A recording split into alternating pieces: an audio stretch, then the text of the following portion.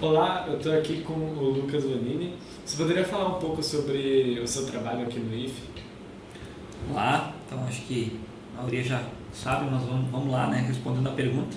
Então eu sou professor de matemática, né, e estou aqui desde 2009, trabalhava antes em Pelotas, aí vim para cá, sempre dei aula, acho que dou aula em quase todos os cursos, se não todos os cursos, continuo dando aula agora, né, e agora estou na sala de aula, mas um horário um pouquinho reduzido, porque eu estou atuando como diretor-geral do campus, então tem todas as demandas que o diretor atua. Então todas as frentes, e são muitas, né? São bastante, e faz parte, né? Mas é isso aí, acho que é por aí. Então demandas de diretor, concílio com sala de aula, né? Aqui no campus é por aí que faço meus dias. Então, uma pergunta que eu queria te fazer por ser diretor e por ter bastante coisa a fazer é como você integra os estudos e trabalho na sua rotina. Tá?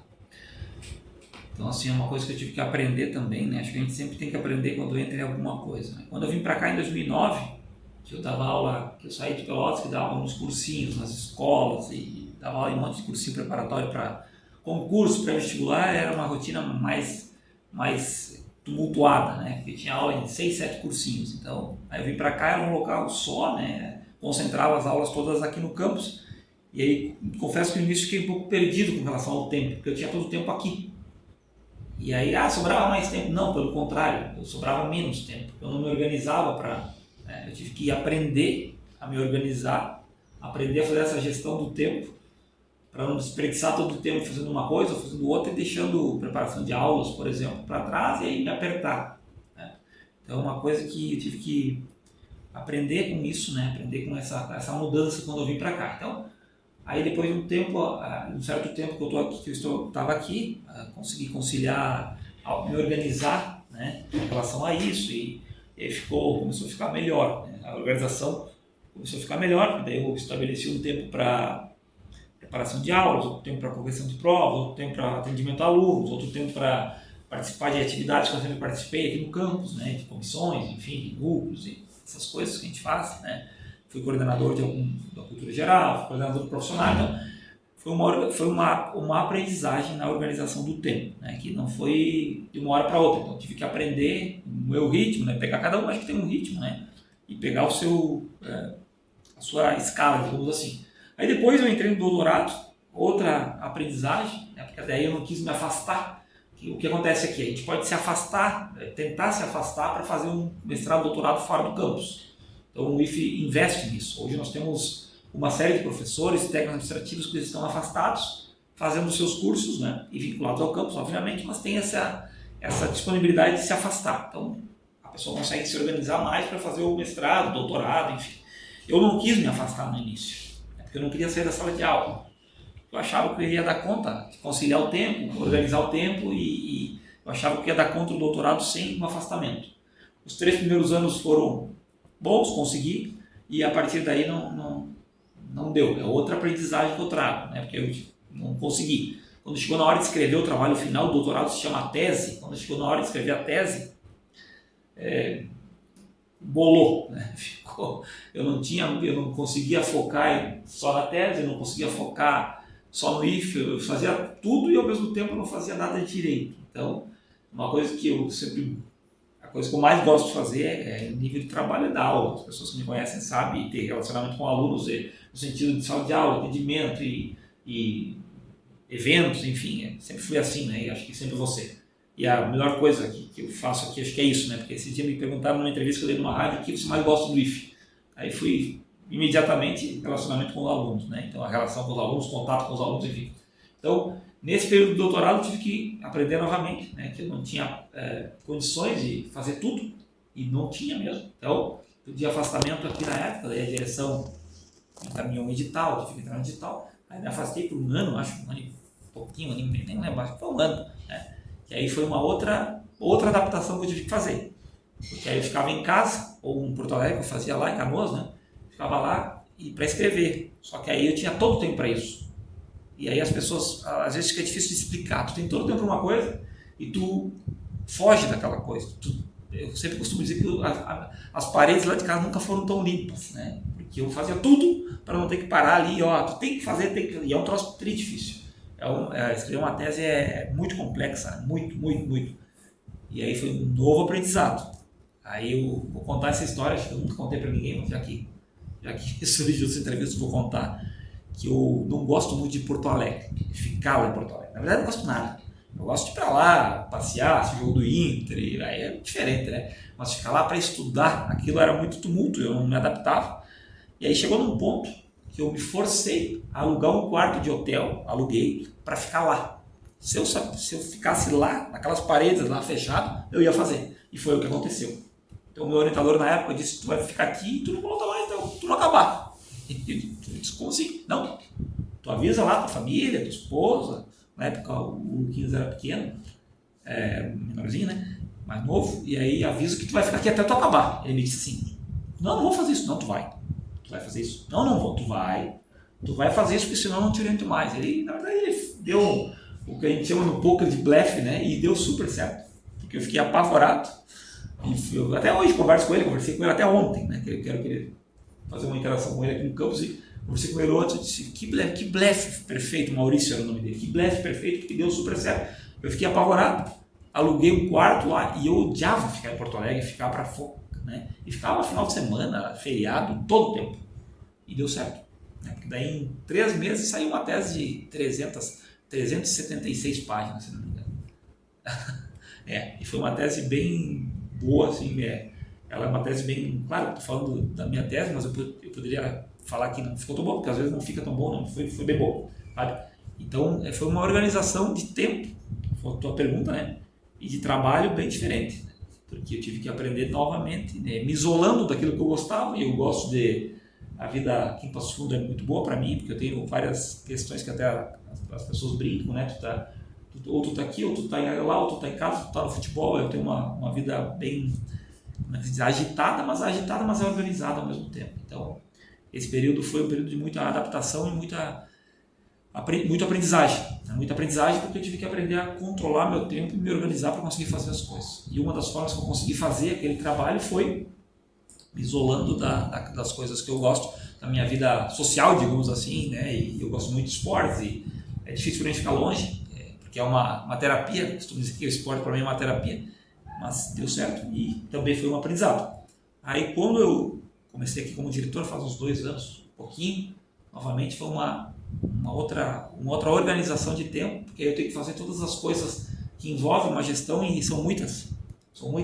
A parte burocrática demanda muito tempo do dia, assim, eu não sei calcular o número de horas, mas nunca parei para pensar quantas horas eu gasto com a parte burocrática e com a parte da gestão mesmo, que é a gestão de pessoas também, que envolve, que faz parte, né? Nós temos mais de 100 servidores, professores, técnicos terceirizados e os estudantes, enfim, e eu gosto de me envolver.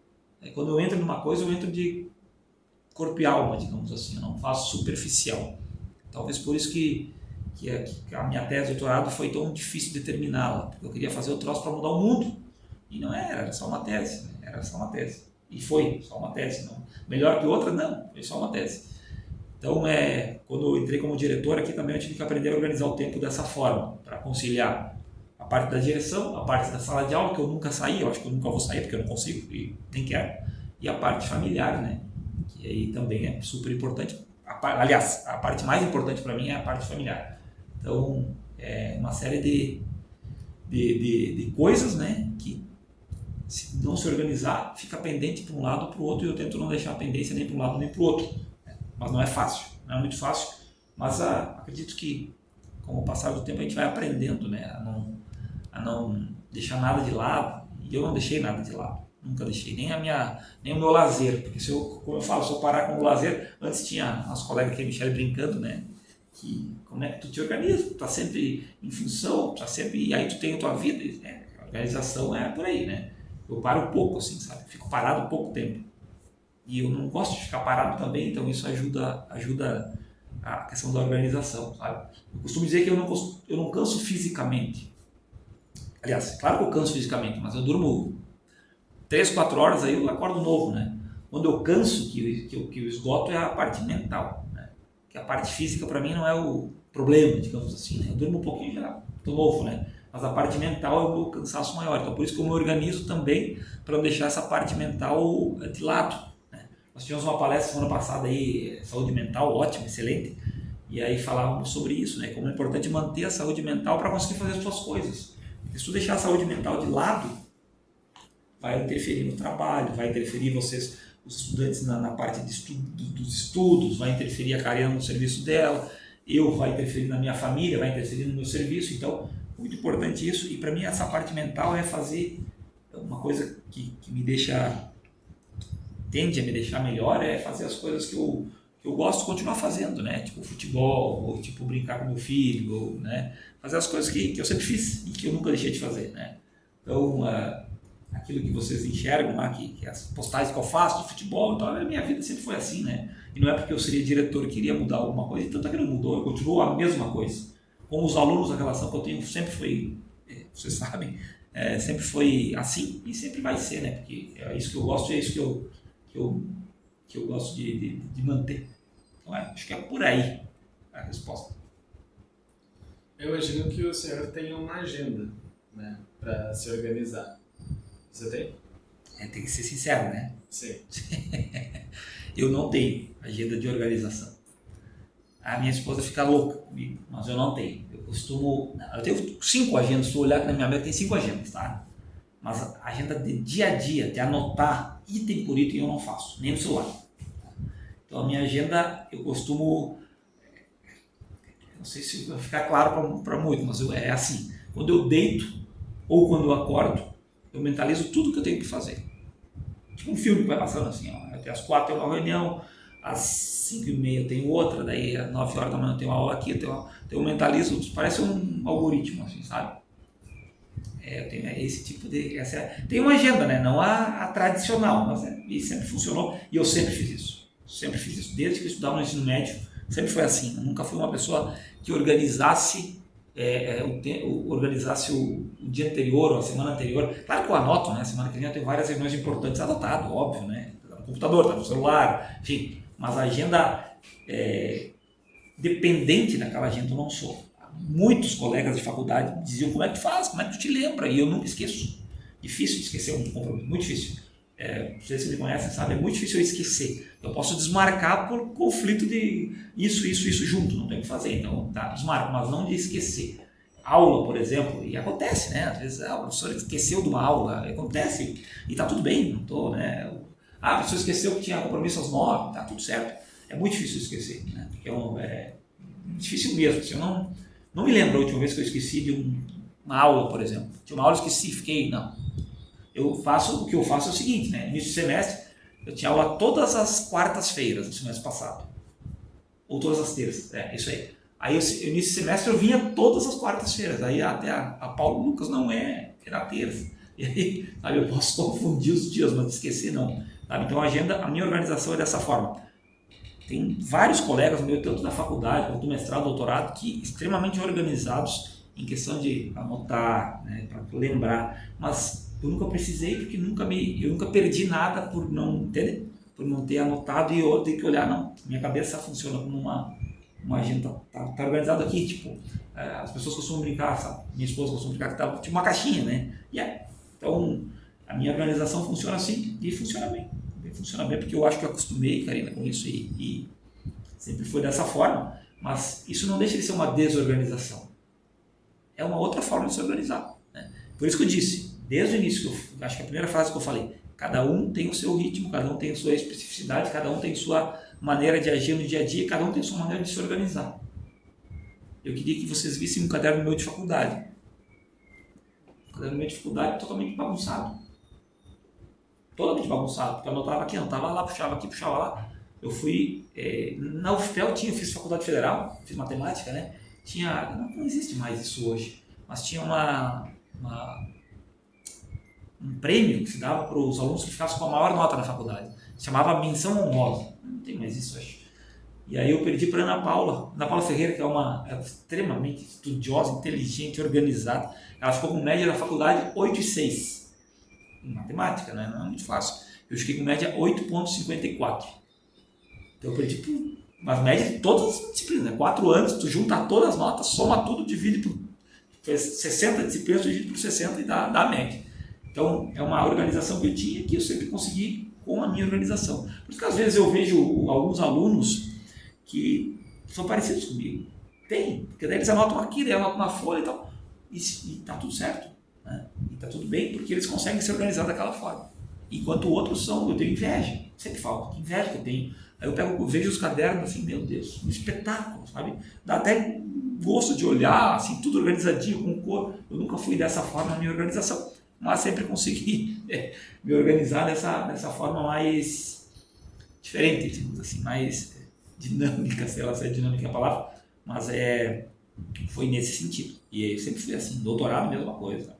Eu tenho tudo guardado até hoje, desde a faculdade, todos os cadernos guardados, todas as provas.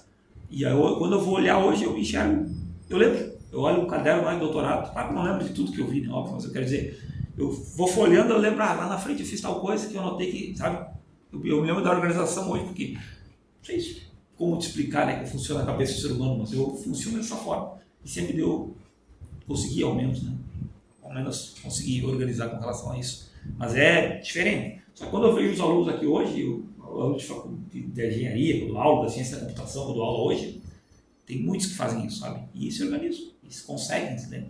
Então eles olham aqui, eles anotam aqui, eles puxam para lá e vão fazendo essas ligações, que cada cabeça é uma, né? Mas dá certo, porque eles se dão bem na faculdade. Aí eu lembro, eu era assim também. E todo mundo dizia, que horror esse teu caderno, cara, tu te acha? Não, eu me acho, deixa para mim. Tanto é que quando eu fui fazer um concurso, né, um concurso a prova didática do concurso ela é muito organizada, ela tem um tempo previsto, tem que cumprir o tempo, tem objetivos, tem que entregar. Eu ensaiei muito, sabe, para fazer, ensaiei, né, treinei, tipo assim, para não pular etapas, e talvez que eu pularia hoje, né, enfim, mas a minha organização é mais ou menos por aí. Então, a agenda tem 5 ali, uso do celular, mas a minha rotina depende da minha cabeça. Então, por exemplo, vou viajar, eu levo uma agenda, eu levo para anotar coisas que eu vejo, que eu preciso anotar e tal, mas muito mais cabeça. Você acha que responde? Sim. E como que você lida com procrastinação? Em que sentido? Quanto às tarefas que você tem que fazer, ou, por exemplo, antes tu falou que quando você estava desenvolvendo a tua tese, as paredes nunca chegaram tão limpas. Porque... Isso eu aprendi no doutorado. Não adianta, aprendi com uma amiga minha que é psicóloga também, eu nunca tinha feito terapia. Na época eu sei que eu fiz, foi tribom. Tipo, eu recomendo toda, né? Eu fiz um baita tempo depois, assim, com uma psicóloga para aprender a não deixar as coisas para o além. Eu tive que aprender isso porque ninguém ia fazer por mim, sabe? E a fuga, isso eu aprendi na época, uma psicóloga, a fuga era o sofrimento. Como é que eu vou te explicar? Eu fugia, eu ia limpar as paredes, tá? Eu usei as paredes como ia fazer 1000 coisas, eu ia limpar as paredes. Quando eu estava limpando as paredes, eu não parava de pensar 1 minuto na tese. Eu ia correr, sei lá. Né? Eu ia correr, estava correndo lá, corri 1 hora, não parava de pensar 1 minuto na tese. Então eu sofria com aquilo, sabe? E sofria com aquilo por quê? Porque eu não focava, não conseguia sentar e focar. E aí um dia, ela me disse, tu tem que, quando tu tem algum problema, ou como é que tu resolve o problema? Batendo de frente, mas entende? Encarando aquele troço. Tu vai ter que botar a cabeça ali, mergulhar nesse troço. E é isso aí. Não adianta, cara, eu sofria nos troços, sabe? Aí saía para uns shows, vamos pro show lá sei lá, não vou lembrar o que a gente foi hoje, mas vamos lá pro show. Eu ia pro show, eu não curti o momento. Claro que eu curti o momento, sim, mas eu não era 100% aquilo. Porque era 50% aquilo e 50% não estou fazendo a tese. Entendeu? Eu jogava futebol, por exemplo. Jogava futebol, claro, treina ali, tal, gasta energia, ótimo, perfeito. Mas parava um pouquinho, eu estou deixando de fazer a tese. Era sofrimento. Eu sofria com aquilo. Depois que eu fui entender que eu saí daquele sofrimento, era mergulho. Então, a partir desse momento que eu aprendi com essa senhora, né, que era uma senhora, professora aposentada, e eu aprendi nesse sentido que não adianta fugir das coisas. Não vai tentar fugir. Quando tu foge de alguma coisa, tu vai acabar voltando àquela coisa. Então, tem que encarar. E foi muito importante isso, não só no momento da tese, mas como na minha vida, assim, que quando todo mundo vai ter problemas, todo mundo vai ter coisas, dias fáceis, dias difíceis, faz parte do processo, mas isso eu aprendi. Porque o que eu fazia? Eu tentava achar uma desculpa para fazer o desvio, né? Desviar, que era mais fácil. E ao mesmo tempo eu sofria mais fazendo aquilo, né? Então quando eu mergulhei, ou eu mergulho nisso, eu vou perder 4 anos de estudo, perder no sentido de não ia conseguir o diploma, né, no caso. Aí quando eu mergulhei no troço, eu sofri menos, né? E as coisas foram se acontecendo ao natural. Foi surgindo, né? Eu falei, 300 e poucas páginas para um professor de matemática escrever, não é uma coisa tão trivial, né? Aí hoje eu vou lendo, né? Às vezes eu vou lendo todos, porque eu acho que nunca mais li todo, até ninguém faz isso. Aí eu vou lendo, como é que eu escrevi isso aqui, né? Porque eu estava tão mergulhado, estava tão focado naquilo que vinha ao natural. Então, mas quando eu parei com a fuga, por isso que quando as pessoas vêm hoje em dia e relatam, porque acontece aqui no meu cargo e faz parte, da gestão de pessoas faz parte. Talvez seja o maior desafio que um diretor tem a gestão de pessoas, talvez não, acho que é. Quando as pessoas vêm com determinadas questões, né, internas, então, o que eu sempre falo, né, o não fugir primeiro. Não adianta nós fugir disso. Vamos resolver. De uma forma, vamos resolver, porque se tu fugir, amanhã tu vai voltar e vai acordar com aquilo na cabeça. Vai fugir de novo. Outro dia tu vai acordar, e é muito ruim, começa a doer aqui, sabe? Eu me doía aqui assim, cara, né? Doía em cima dos ombros assim. Quando eu foquei naquele troço que terminei, eu costumo dizer que o dia que eu acordei não porque eu não dormi, né? Todo mundo me falava, Lucas, quando tu acordar, defende a tese, o outro dia que tu acorda, tu não tem mais peso nas costas. E eu, tô esperando esse dia, esperando. Aí o que acontece? Eu tava com uma adrenalina tão alta que eu defendi, aí nós fomos para um restaurante lá e tal, comemorar. Cheguei no hotel que tinha meus pais, minha família, eu fiquei acordado, virei a noite acordado, não consegui dormir. E mesmo assim eu acordei, sabe, de manhã eu tava com, acho que emagreci, né, tô mais leve, mas não tinha mais aquele peso, né? Então é isso aí. Acho que não adianta fugir muito das coisas que tu tem que encarar. Acho que é por aí. Quando foge, tu volta com uma bola de neve. Aumenta, porque aí tu vai ter que resolver o troço e ao mesmo tempo tu tá sofrendo e talvez tu cria outro problema, sabe? E eu sempre fui muito bom na época da faculdade, eu sempre fui muito bom não tô falando muito inteligente, não, muito bom em contornar problemas. Sempre dei um jeito de contornar os problemas. Não necessariamente resolvendo. Não sei se expliquei. Por exemplo, eu tinha que apresentar um trabalho.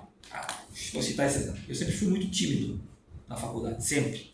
Extremamente horrível apresentar um trabalho para mim. As pessoas não acreditam hoje, obviamente, porque eu não sou mais, mas enfim, sempre fui muito tímido. Então, eu contornava o problema de apresentar o trabalho. Eu fazia o quê? Eu desviava. Eu sempre dava um jeito. Ou eu fazia em grupo, daí as colegas apresentavam, eu fazia o trabalho, os colegas... Não que eu não fazia o trabalho, eu sempre fiz. Só que no sentido de apresentar, eu contornava. Eu sempre dava um jeito para contornar, sabe?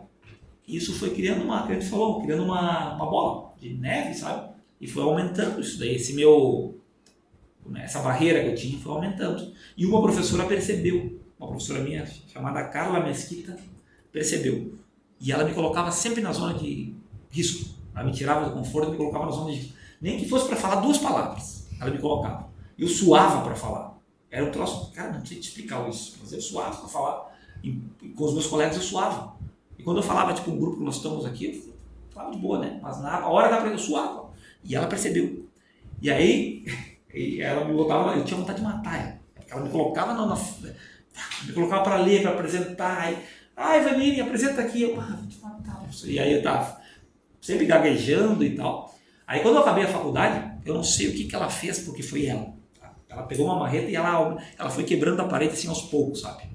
Tipo o tijolo, sabe, quando dá uma marretada, o tijolo caiu, E aí quando eu acabei a faculdade, que eu fiz matemática, né, como eu te falei, quando eu acabei a faculdade nós fizemos em 23 a prova, a seleção para ser professor substituto da UFPEL. Substituto é um professor que é contratado por 2 anos.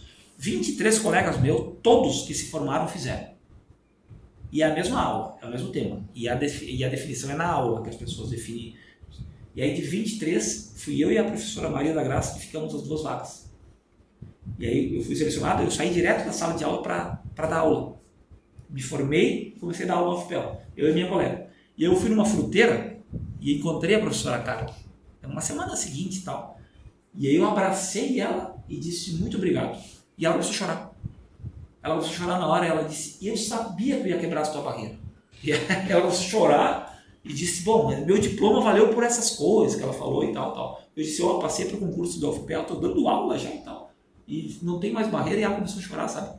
Nesse sentido de quebra de barreiras, e bem importante, porque tem várias pessoas, vários alunos que são tímidos, né? E que hoje menos. Vocês estão muito mais avante hoje no meu tempo, né? Muito mais. E as pessoas estão mais descoladas hoje, né? Eu sempre fui muito retraído, mas vejo como isso uma coisa importante de falar, né? Porque talvez alguns vão ouvir, vão se enxergar nessa. Um dia a barreira cai, mas encarando o problema, tá? O que ela fez? Por que eu falei essa história? Porque ela me colocou de frente com o problema. O meu problema era esse, né? Essa barreira. Eu fazia o quê? Eu ia lá em Soledade, dava a volta e voltava para cá. E fazia. Eu ia lá em Marau, dava a volta e fazia. Sempre fiz. Onde é que minha nota faculdade? Minha média foi 8,5. Então, sempre fiz, tá? Mas eu não... Né? E ela me colocava de frente para a parede. Por isso que eu disse, encarar os problemas, tem que encarar. E foi um aprendizado que depois eu fui entender lá no doutorado. Que aí quando eu fui para a psicóloga fazer essa terapia, ela me disse, fugindo, tu não vai resolver nunca. Vai resolver momentâneo, mas tu não resolve o foco. E é por isso que às vezes eu digo para os meus alunos, né, o pessoal, tem que estudar isso. Estuda, porque tu vai precisar. Dá essa voltinha aí, dá esse desvio, tu até passa. Mas tu vai passar e vai te fazer falta depois, não vai adiantar. Então bate de frente. Bate de frente, eu tiro não de sair o soco, né? Encara o problema, a realidade, que a barreira cai. O muro cai. E as coisas se ajeitam.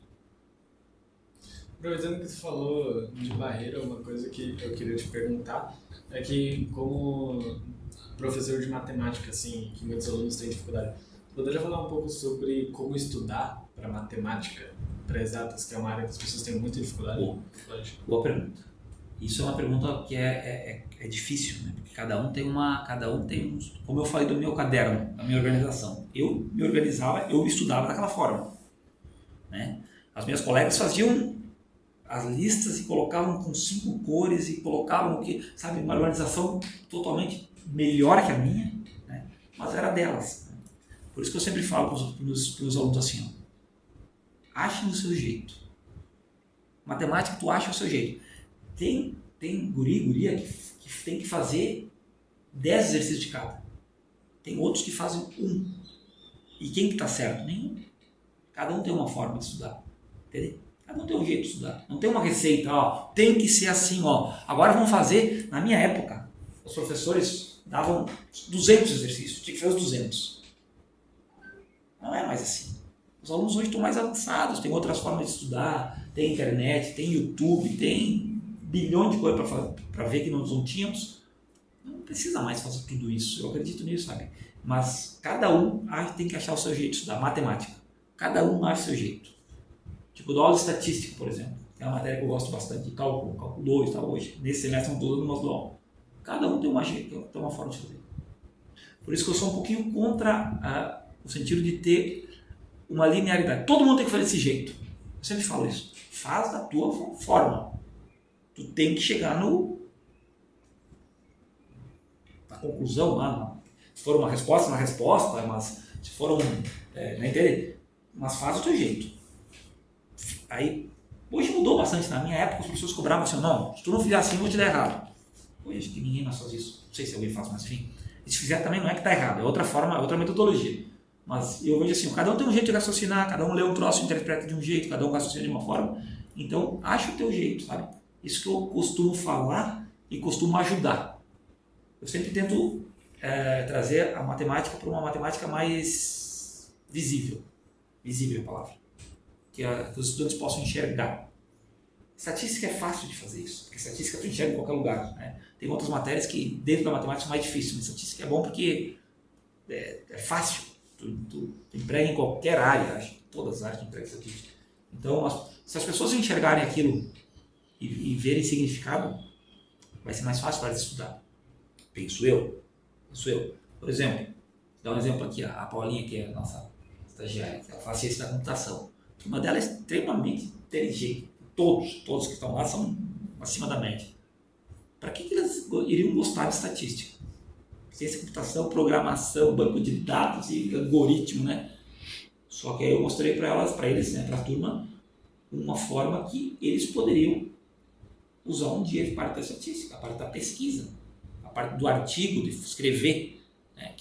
Vários ali vão fazer pós-graduação, vão fazer mestrado, certeza, absoluta certeza. Eles têm que saber escrever um artigo, eles têm que saber fazer uma pesquisa estatística, ou seja, com uma amostra e tal. Acontece que com uma disciplina que eu não fiz essa pesquisa, mas se eu fizer na turma, 90% vai dizer, massa. Não é que vão gostar, mas eles vão gostar da parte da computação, né? Não vão dizer, legal, massa, porque tem sentido, né? Eu sempre falo, de repente, tu nunca mais vai usar isso aqui. Mas tu vai saber que existe, tá? Vai saber que existe. Um dia se tu precisar, aquilo de estatística.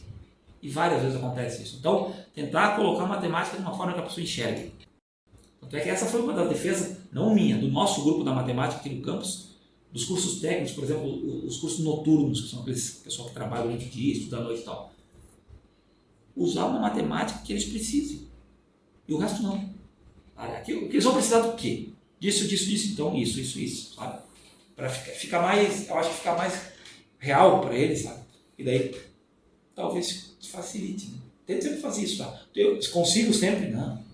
E também não estou falando que a minha aula é a melhor do mundo, não é isso. Estou falando que tento colocar uma matemática para que ela fique alguma coisa que tenha sentido. Não fazer por fazer, entendeu? Não é fácil, não é muito fácil. Tem coisas que é difícil achar na computação. Para que eu uso, sei lá, fórmula da parafuseta lá, né? Então não é muito fácil, mas se tu conseguir deixar, acredito eu, que tu conseguir deixar isso mais próximo da realidade de cada curso e tem dado certo na estatística, por quê? Eu sempre faço o seguinte, estatística é um semestre, né? Faço uma prova do conteúdo sempre e uma pesquisa. E a pesquisa eles têm que fazer algo na área. Você pedir, não tenta pesquisar quantos cachorros tem aqui dentro. É só ir ler contato, tu sabe quantos mais ou menos tem que fazer alguma coisa na tua área. Ou na engenharia civil, ou na computação, ou na mecânica, aplica na tua área. Aí eu deixo eles à vontade. Escrevam um relatório ou um artigo, o que vocês quiserem, para entregar, para disciplina, para outra nota, né? Então a prova e essa nota, sempre duas avaliações. Geralmente, nos últimos 5 semestres eu publiquei 5 artigos de alunos. Eles publicaram, né? Meu nome vai junto, mas eles publicaram. Porque eles acabam gostando do troço, acaba ficando uma pesquisa boa, acaba ficando uma pesquisa que tem uma... é real. Teve uma pós aqui que veio de uma pesquisa, eu sempre conto essa história, porque aquela pós que a gente tem aqui, um dia eu fiz uma pesquisa, o aluno disse, professor, eu vou pesquisar com a minha mãe, ela é a professora da escola, e vou ver o seguinte, se tivesse uma pós aqui no campus, quantos professores fariam? Eu falo assim, veio com, sei lá, não vou lembrar, 90%, né? E eles indicaram a linha que eles gostariam de fazer. Então é algo real para eles, né? Acredito que seja por aí o caminho. E para você falou que cada um tem uma forma para estudar matemática, né? Para você, como estudante assim, de matemática, quando estava fazendo faculdade, de que maneira que era o seu jeito de estudar? Em completo silêncio. Eu tinha vontade de matar a minha irmã, porque ela estudava ouvindo música, com fone, e todo pau, ela fazia enfermagem, né? E ia tribens, como é que essa fera consegue? Com música, sabe? Então, por isso que eu volto a dizer, a minha teoria é que cada um tem uma forma, e olha, eu vou até as nuvens lá defendendo isso. Porque para mim tinha que ser, podia ser em grupo, tá? Ótimo, adorava, mas em silêncio. A minha concentração era um ambiente que tivesse silêncio, sem música, sem TV, era a minha forma de estudar. Dentro da minha organização, eu acabo de fazer um caderno bagunçado, mas em silêncio. Em silêncio e eu nunca fui aquele aluno que... Cara, tem uns guris aqui que dá vontade de dar um abraço neles, porque eles olham o troço, já olham lá na frente, sabe? Tipo, o cara já enxerga aqui lá naquele prédio lá, né? Nunca fui assim, sempre tive que estudar. Refazer, ir para livro, ir buscar exercício, sabe? A minha nota veio do suor. Aquele 8,5 que eu fiquei na faculdade veio do suor. como mestrado, como doutorado. Eu peguei um exame em todas as etapas. Graduação, mestrado, doutorado. Um exame. Que eu conto, todas as turmas que eu dou aula, eu conto essa história. O professor me deixou um 6.93. 6.93. E a média era 7. E ele me deixou um exame. E eu fiz promessa que eu ia voltar do campus a pé. E o campus de Capão do Leão e Pelotas é longe. E eu voltei de a pé porque eu passei. Tirei 13,4. Daí a média do exame era 5. Tirei 13,4. Passei na... Quase ninguém passou, né? E voltei do campus de a pé para cumprir a promessa. E o primeiro... 50 pararam para me dar carona. O primeiro que parou foi o professor esse. Ele tinha uma Paraty. A buzinadinha. Ô, Vanini, quer uma carona? Não, tô fazendo um exercício aqui. Não tá dando uma pedrada no carro. Mas a minha forma de estudar era em silêncio.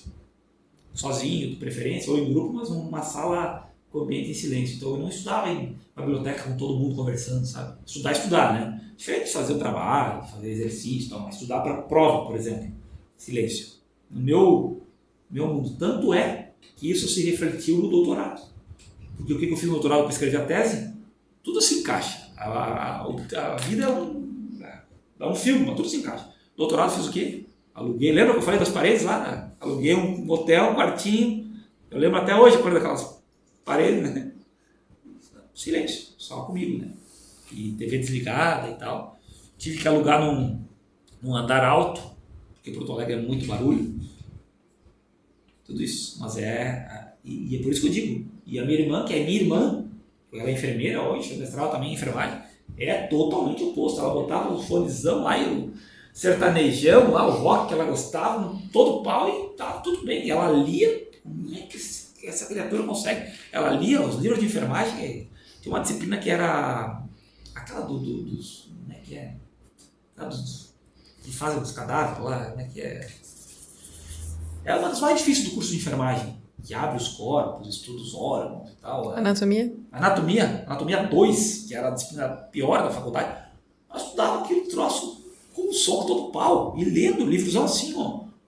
Tu duvida que você não vai entender. Pai, tu pode perguntar o que tu quiser para ela que ela vai lembrar. Então, entendeu? É o exemplo maior que eu te dou, porque se eu podia ler 10 páginas, 10 vezes a mesma página, com aquela música daqueles, não ia conseguir lembrar de nada. E para ela fazia sentido, sabe? Então cada um, por isso que eu comecei a entender lá que cada um tem um jeito, cada um tem uma forma, e cada um tem uma forma de aprender, cada um tem um jeito. O meu jeito sempre foi até hoje, né? Quando eu preparo aula hoje também, sozinho e tal, em silêncio, concentrado. E sempre foi assim. É difícil, acho que é difícil mudar, né, no meio do caminho, assim, ó. E tanto é que a minha tese, tu me perguntou isso, mas acho que é legal falar, a minha tese é sobre uma parte da sociologia chamada hábitos, não é hábitos, que é aquilo que a pessoa, o professor, né, professora, constrói na sua vida, e eu defendi que a pessoa não muda de uma hora para outra. Não muda. Tu vai ter teu hábito já construído. Tipo o meu de estudar, vou te dar um exemplo. Estudar na minha organização. Fazer a gestão do tempo da minha forma. Sabe? Tu faz da tua, a Karina faz da forma da Karina. E uma das partes que a minha tese defendeu foi isso. O hábitos que a pessoa constrói na vida vem de lá atrás e te acompanha. E eu te dei um exemplo aqui, que na faculdade eu estudava daquela forma, e depois de 8, 9 anos que eu estudei para chegar no doutorado, no final, 10 anos, sei lá, 15, não sei quanto, foi da mesma forma. Entendeu? Tipo, foi uma coisa que tu constrói junto. E tu aprende. Tu aprende contigo. Cada um aprende com a sua maneira de...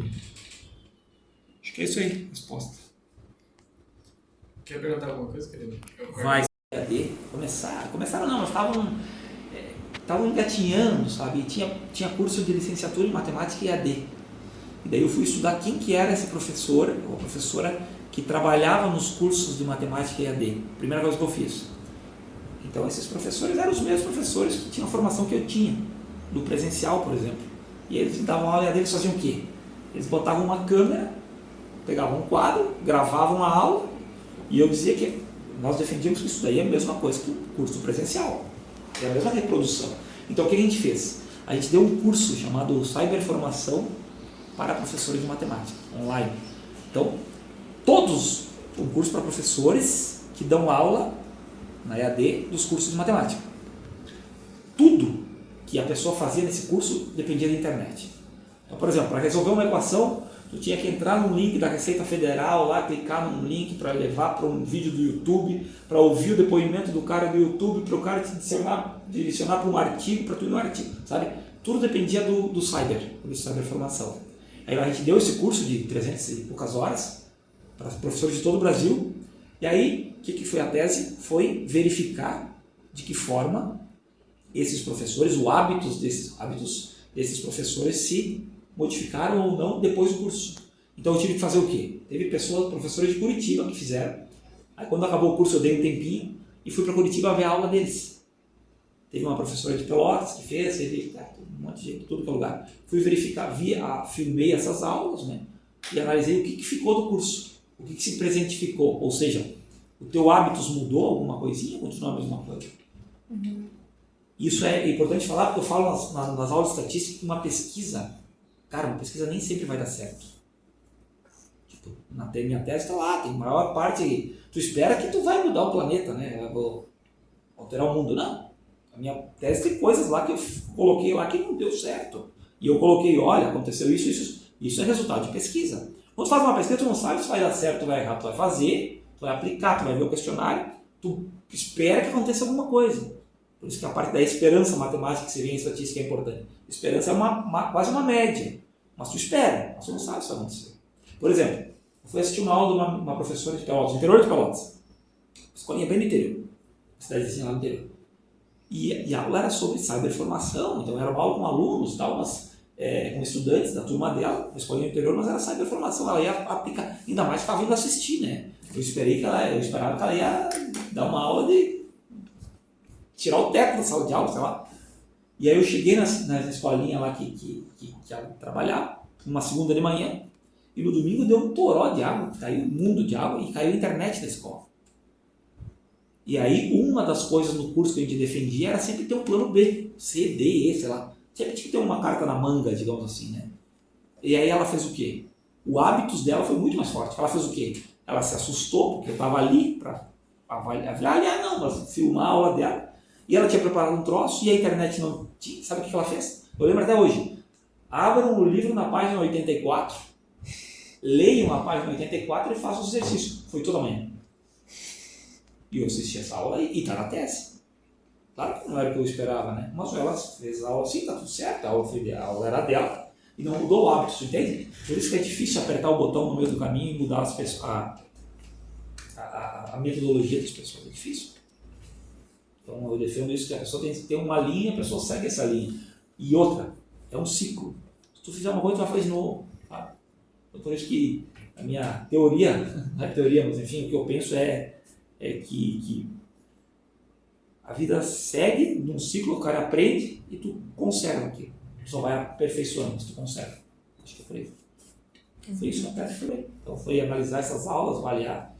E na época a gente chegava nos cursos online, que a maioria eram privados, né? E as pessoas ficavam com medo, querem fazer um curso para competir, não era nada disso. E muitos fechavam as portas, então... Aí joguei em tudo que é lugar na internet. Aí deixei as inscrições para quem gostaria de fazer. Teve 30 e poucos inscritos e aí a tese foi com 10 professores. Né?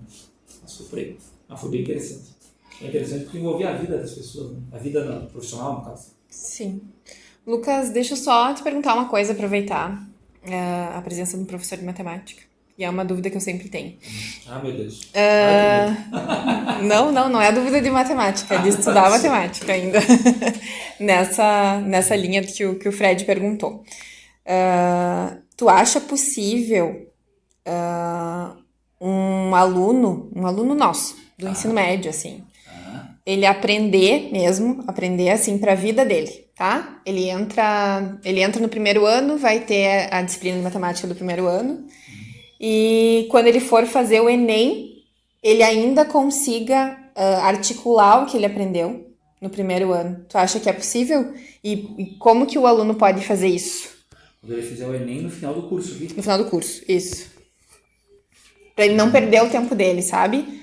Tipo, quando ele estuda, assim, ele tem que estudar muitas vezes, ele tem que revisar a aula, ele tem que ter um esforço ou estudando um dia antes para a prova ele conseguiria isso? bem boa essa pergunta, porque eu acho que a matemática, fora da matemática que é a área que estão perguntando e a minha área, né? A matemática aqui no campus ela é bem privilegiada. Acredito e defendo isso. Porque sou eu não, porque o nosso grupo é muito bom. O nosso grupo da matemática, estou falando que os outros grupos são bons, não estou falando nada disso, estou falando de matemática, tá? Para deixar claro. Eu acho que o grupo dos professores de matemática aqui é muito top. Então, eu sei que os primeiros anos são com o Denilson, ou com a Samara, ou com... enfim, eu também trabalhei já em ensino médio, mas é muito... O Marcelo também trabalhou. É muito forte a matemática daqui. Então, eu não tenho dúvidas disso. Que eles vão conseguir fazer os links, que eles vão conseguir ir bem. E tanto é que nós temos alunos aprovados em medicina que terminaram o ensino médio aqui no campus. Temos alunos aprovados em, acho que todas as faculdades que possa existir, psicologia, ano passado, teve 90% de aprovação ano passado, através do processo seletivo como o Enem. Né? Só que, claro, tem que estudar. É a única forma. Não tem receita de apertar botão e agora eu sei tudo. Não.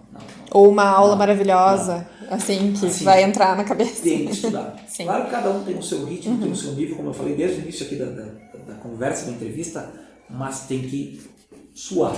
Eu falei que todos meus méritos, digamos assim, todos vieram da educação, vieram do estudo, da educação, mas vieram do suor no sentido de baixar a cabeça.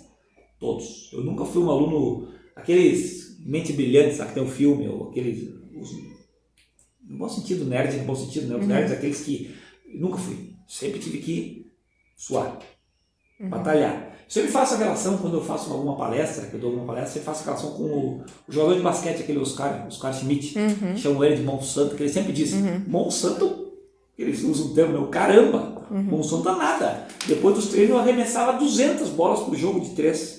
Enquanto eu não acertava 180 e poucos, eu não parava. Não tem nada de Monsanto, é suor, esforço, e é isso aí. É isso aí, não tem receita para tu conseguir os objetivos se não é estudando, no nosso caso. Como é que o jogador de futebol, se não é treinando? Suando. O cara do basquete lá, esse cara, ele arremessava, ele mostrava os vídeos arremessando, morrendo depois do treino. Aí os caras falaram, o cara é fenômeno. Não, o cara é fenômeno sim, mas o cara se arrebentou para chegar lá.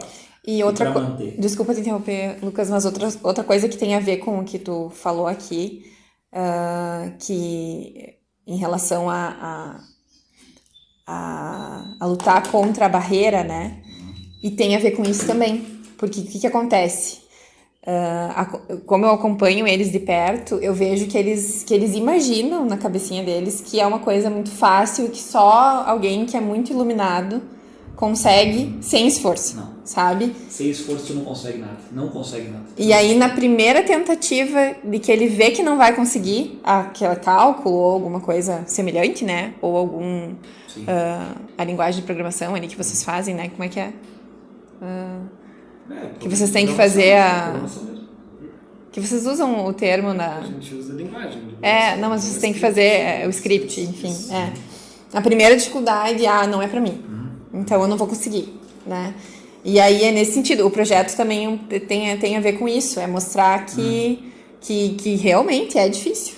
E assim, para deixar claro, mesmo ali que tu tá falando, que vocês estão falando, para deixar claro, cada um tem uma organização. Beleza, eu tinha a minha, outras pessoas têm outra, as pessoas usam agenda, fazendo o link da agenda e tá tudo certo. Mas as coisas só acontecem, tu pode ter a organização que tu tiver, se tu não te esforçar, tu não tiver esforço, se tu não baixar a cabeça e achar o teu jeito, o teu tempo e focar, não cai do céu. Não cai do céu. Nada cai do céu. Nada cai do céu. Só que, por outro lado, tu sempre vai ter uma recompensa o estudo sempre vai te levar para te abrir as porteiras.